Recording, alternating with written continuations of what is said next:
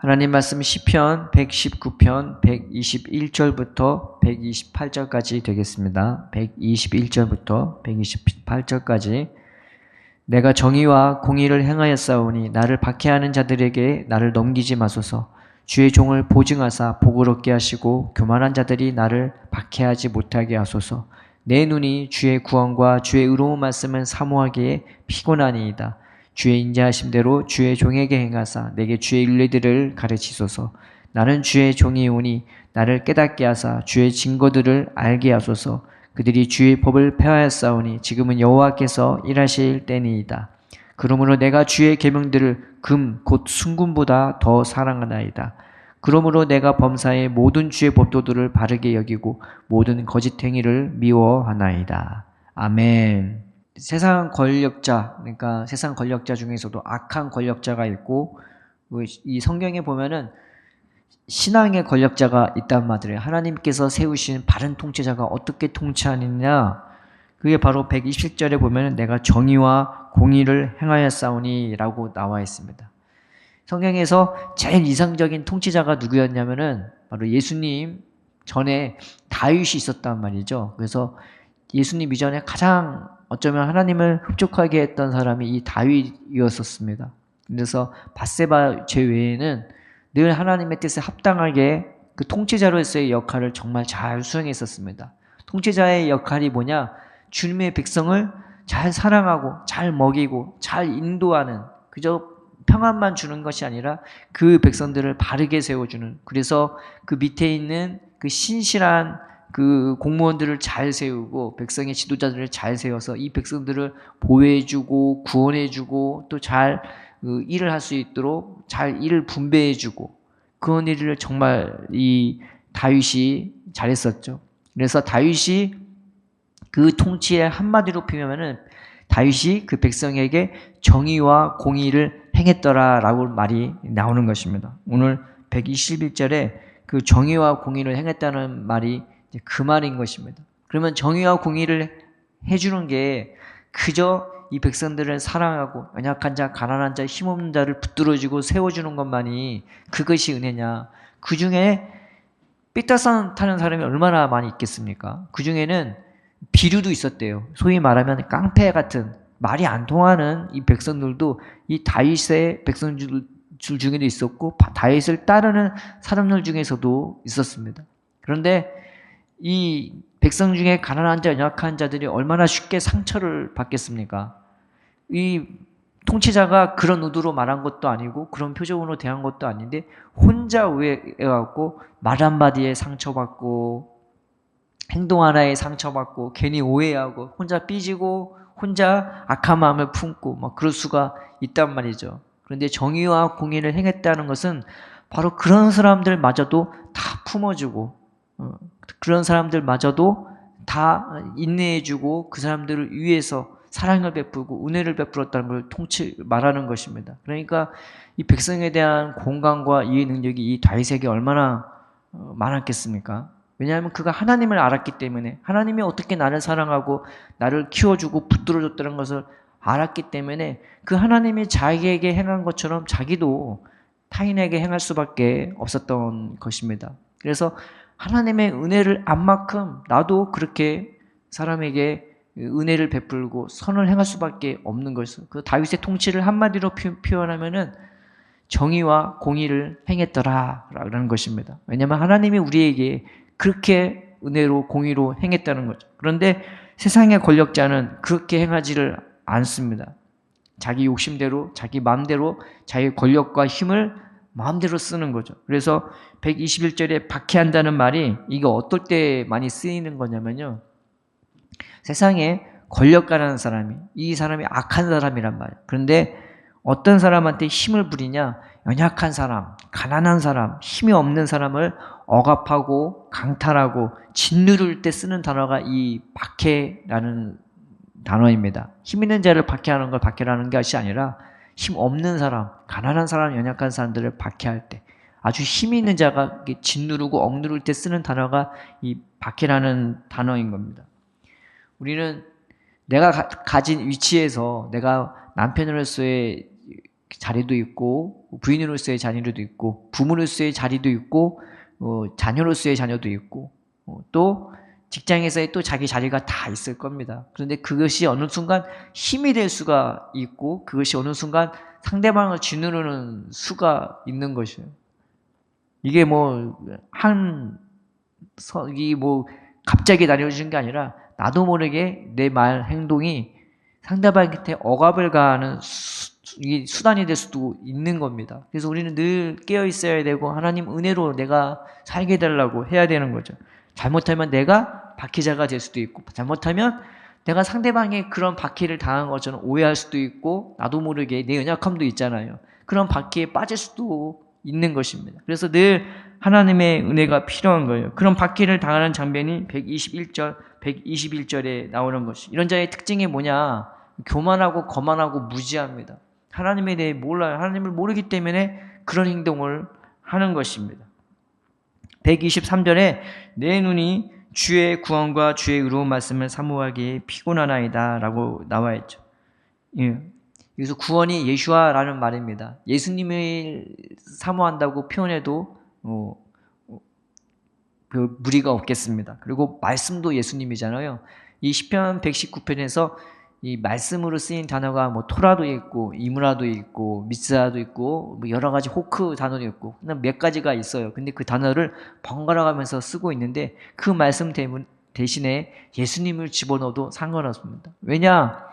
거기에 주님의 나를 얼마나 진실에 사랑하시는지, 변함없이 사랑하시는지, 그냥 간곡히 사랑하시는지, 풍성하고 넉넉하게 사랑하시는지, 그 주님이 나를 사랑하는 그 사랑이 막 충만하기 때문입니다. 여기서 내 눈이 주의 구원과 주의 의로운 말씀을 사모하기 피곤하다라는 단어가 있는데, 이 사모하고서 피곤하다는 단어가 한 단어예요.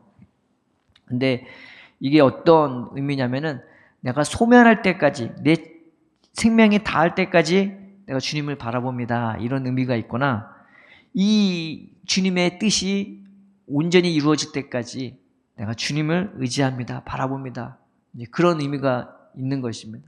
그만큼 내가 하나님의 은혜를 그만큼 사모하는 거예요.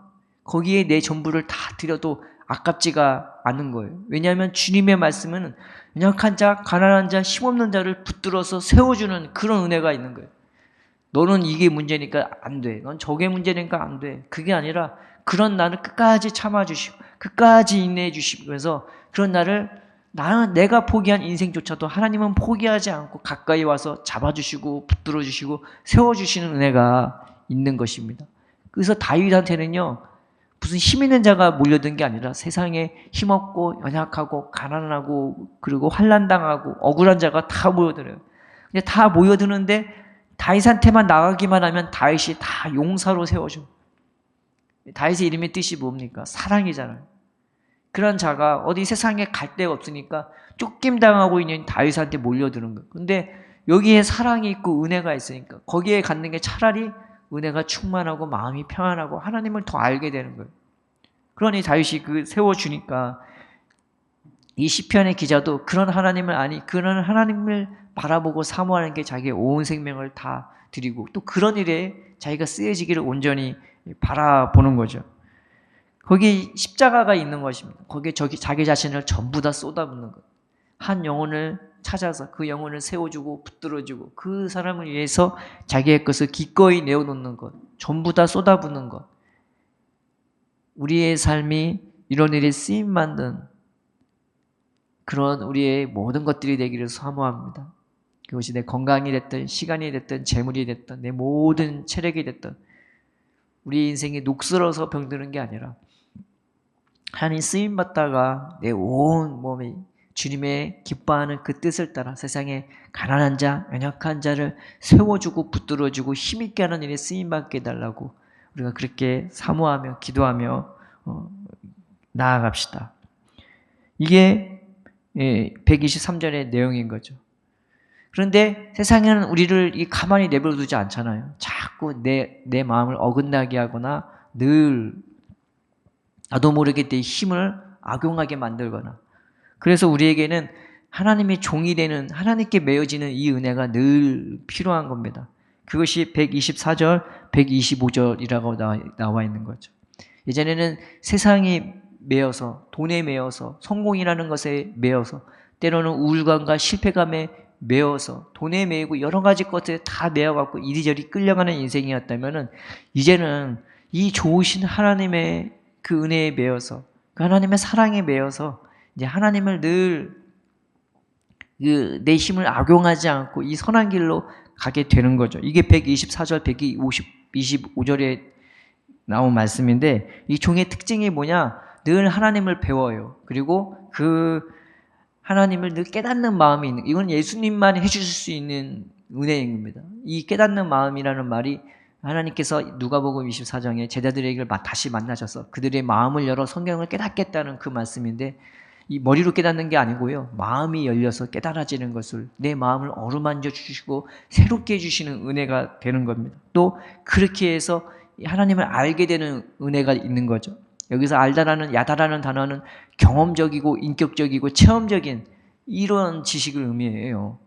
그저 머리로 아는 걸 안다라고 하지 않고, 내가 그 사람과 같이 손 붙잡고 가거나 그 사람을 꼭 껴안거나 그 사람의 아픔과 슬픔을 100배 1000배로 공감해서 그걸 이제 안다라고 경험하는 거죠. 하나님의 은혜는 우리를 그렇게 만들어 주는 것입니다. 내가 그러할 때 종이 되고, 또 종이 됨으로써 그런 은혜를 늘 받게 되는 거죠. 늘 주님을 배우고, 늘 내 마음과 영이 새로워져서 깨닫는 마음으로 되고, 그렇게 늘 주님을 경험하고 인격적으로 교류하는 그런 은혜가 나를 엇나가지 않고 내 힘을 내 있는 자리에서 악용하지 않게 만들면서 선하게 주님을 따라가게 만드는 것입니다. 그런데 세상은 안 그러죠. 세상의 권력자는 안 그럽니다.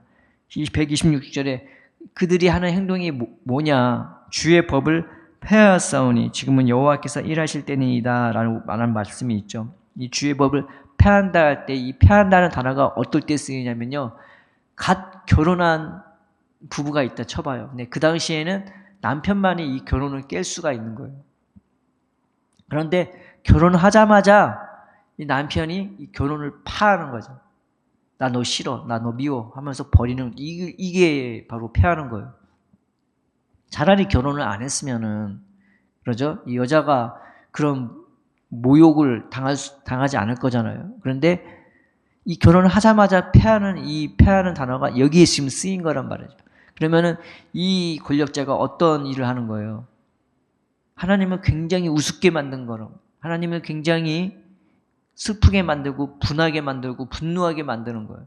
그래서 이 말을 하는 거예요. 지금 그들이 주님의 법을 비웃었사오니, 주님의 법을 모욕했사오니. 어떤 것이 모욕하는 겁니까? 가난한 자, 연약한 자, 힘없는 자, 내 있는 위치에서 내 힘이 권력이 되면 때로는 내 부모가 약한 사람이 될 수도 있고, 내 형제가 약한 사람이 될 수 있고, 내 아내가, 내 남편이 약한 사람이 있고, 때로는 내 자녀가, 내 상사가, 내 부하 직원이 약한 자가 될 수가 있는 거예요. 그런 잘못하면 내 갖고 있는 힘이 상대방을 억누르는 도구가 될 수 있는, 그것이 바로 주님의 법을 모욕하는 거고 주님의 법을 폐하는 행동이 되는 거고, 그것이 하나님을 비웃고 하나님을 우습게 여기는 꼴이 되는 것이죠. 이게 세상 권력자가 하는 일입니다. 반드시 높은 지위에만 있어야만 되는 것이 아니라 내가 갖고 있는 위치에서도 우리는 악한 권력자가 될 수 있는 것입니다. 오늘 시인의 기자는, 하나님, 지금 그들이 하나님을 비웃고 있습니다. 지금 그들이 하나님을 모독했습니다. 지금 그들이 하나님의 법을 폐해서 구원받아야 하고 붙들어줄 영혼들을 오히려 억압하고 있습니다. 주님, 지금 주님이 일하실 때예요. 주님이 일어서야 할 때입니다. 라고 하나님 앞에 간청하는 것입니다. 왜냐? 그 시편 기자에게는 하나님의 법은 정금보다 더 귀한 거예요. 127편에 하나님의 계명은 너무나 은혜롭고 너무나 인자해요. 연약한 자, 가난한 자를 내버려 두는 게 아니잖아요. 때로는 그들이 완악하다고 해서 버리는 것도 참으시고, 그들이 변화되기를 기다리시고, 또 그들이 변화되도록 때로는 매를 때리기도 하시는, 그를 품으시고 안아주시고 고치시고 치료해 주시는 하나님이란 말이에요. 나도 그렇게 세워졌단 말이에요. 어떻게 그 귀한 하나님의 말씀을 폐할 수가 있겠습니까? 하나님을 안다면은 우리가 나도 모르게 실수할 수도 있고, 나도 모르게 내 모습이 상대방의 오해를 일으킬 도구가 될 수도 있겠지만 우리가 하나님을 알면 알수록 내 생각, 마음, 언어, 행실도 변화될 수밖에 없고 또 바꿔나갈 수도 있는 것입니다. 우리가 세상에 주님의 법을 펴는 사람이 너무나 많이 있지 않습니까? 또 우리가 그런 사람이 될 수도 있는 것입니다. 하나님, 주님이 일어나셔서 나도 구원해 달라고, 또 내가 그런 사람이 되지 않게 해주시고 내가 마음이 연약해서 타인의 그런 완악함에 대해서 반응하지 않게 달라고, 피할 수 있게 달라고 그렇게 기도하는 우리가 되기를 바랍니다. 이런 사람의 특징은 뭐냐면 항상 주님의 법이 늘 바르게 여겨요. 항상 언제나, 그리고 언제나 모든 주의 법도를 바르게 여기고 또 언제나 모든 거짓 행위를 미워하는 거예요. 이 모든이라는 말이 3번이나 있어요. 나는 언제나 주님의 모든 법도를 바르게 여기고 모든 거짓 행위를 미워합니다. 하나님이 무엇을 좋아하실지 너무나 잘 알게 되니까 당연히 그것과 반대되는 거짓 행위들을 미워하게 되는 거죠. 예전에 몰랐을 때는 내가 그렇게 행했지만 하나님을 알면 알수록 내 조그마한 것도 죄가 되지 않도록 하나님 내 모든 것을 주님이 바르게 만들어 달라고 기도할 수밖에 없는 것입니다. 우리는 세상 권력자가 되지 말고 악한 권력자가 되지 말고 하나님이 원하시는 그런 권력자가 되기를, 내가 갖고 있는 위치가 꼭 높은 위치에만 있어야만 힘이 있는 것이 아니라 각자 자리에서 자기 힘이 있지 않습니까? 그 힘이 하나님 바르게 쓰여지게 해달라고, 하나님을 아는 은혜, 하나님의 경험하는 은혜, 하나님과 인격적으로 경험하고 날마다 마음과 영이 새로워져서 주님을 배워가면서 주님과 동행하는 하루가 되기를 주님의 이름으로 축원합니다. 그래서 하나님이 기뻐하시는 그 자리가 되기를, 하나님이 기뻐하시는 그 힘이 되기를, 여러분의 모든 것이 하나님 앞에 귀하고 바르게 쓰여지기를 주님의 이름으로 축원드립니다. 기도하겠습니다. 살아계신 하나님 아버지, 감사합니다. 우리는 쉽게 곁길로 가고 쉽게 우리의 힘을 악용하기도 합니다. 우리가 성경에 나와 있는 악한 권력자처럼 우리의 힘을 악용하지 말게 하시고 무지하게 쓰지 말게 하시고 하나님의 법을 비웃고 모독하는 자가 되지 말게 하여 주옵시고 주님의 뜻이 무엇인지를 마음 깊이 깨달아 알고 공감하여 하나님의 말씀대로 이 세상의 연약한 자, 가난한 자, 힘없는 자, 내 주위에 있는 형제, 자매, 부모 모든 관련된 사람들을 하나님의 선한 마음으로 사랑하고 섬기고 귀하게 여기며 하나님을 기쁘게 할 수 있는 우리의 삶이 될 수 있도록 우리를 붙드시고 우리를 구원하여 주시옵소서. 감사하며 예수님의 이름으로 기도드립니다. 아멘.